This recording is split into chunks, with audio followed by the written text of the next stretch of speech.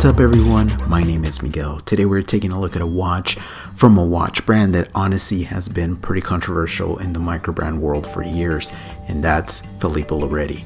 Now, if you've been around the watch space long enough, you probably already know the reputation this company has had online. They've reached out to me multiple times over the years asking if I wanted to review one of their watches, and every single time I declined. I just never felt like the brand really spoke to me. But recently they launched this new collection, and I'm not going to lie, this one caught my attention. Before saying yes, I actually reached out to a few other content creators. Maybe it's finally time to give this company a fair chance and see if they're moving in a different direction. And honestly, after spending time with this piece, I think they might be. This is the Celestial Tourbillon Black Onyx, limited to 300 pieces per dial variation, and for under $1,000, $850 to be exact, you're getting something you almost never see at this price point.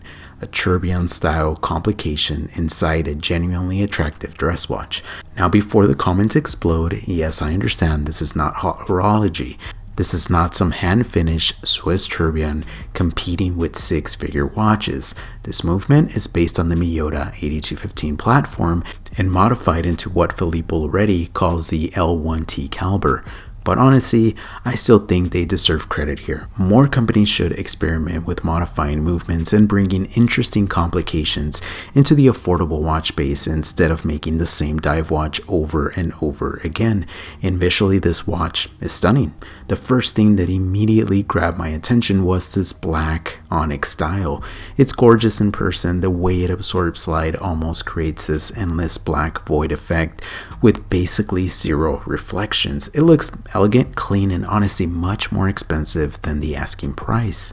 The company offers several dial variations, and personally I was more interested in the meteorite dial with the stainless steel case because that speaks to my taste a little more, but this gold and black combination still looks very classy.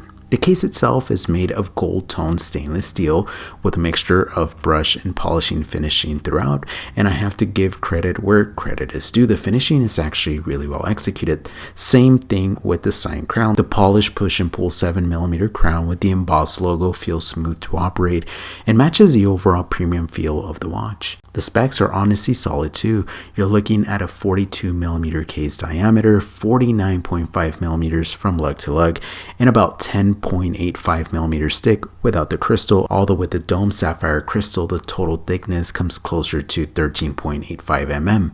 Water resistance is also surprisingly decent at 100 meters, which is nice to see because a lot of dressier watches in this category completely ignore practicality.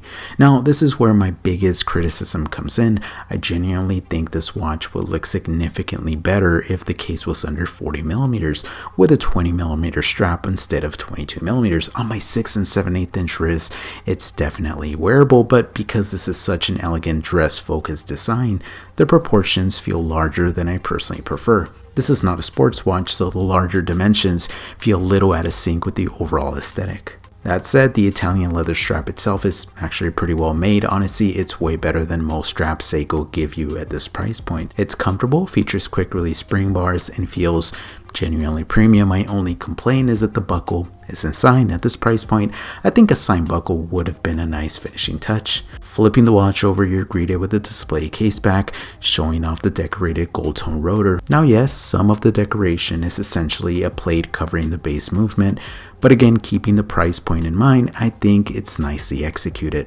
The overall presentation of this watch punches above what I expected. And I also want to point out something that I really respected during this process. Filippo Loretti gave me complete freedom to say whatever I wanted in this review. They didn't ask to preview the video, they didn't tell me what I could or couldn't say, and honestly, that matters, especially for a brand trying to rebuild trust and reposition themselves in the enthusiast space. As far as I can tell, this new collection feels like a genuine step in a better direction for the brand. Do I suddenly love everything on their website? No. Honestly, probably 99% of their catalog still doesn't really speak to me personally. But this one surprised me. At the end of the day, for under $1,000, you're getting a sapphire crystal, 100 meters of water resistance, a modified automatic movement with a tourbillon style complication, a beautiful ONYX style, solid case finishing, and an overall watch that actually feels different in a market full of copy and paste designs.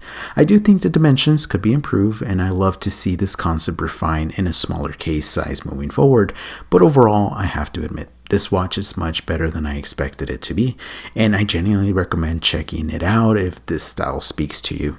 If you guys enjoyed this review, make sure to like the video, hype the video, subscribe to the channel, and let me know in the comments if you think Filippo Loretti is finally moving in the right direction. As always, be safe out there and stay humble.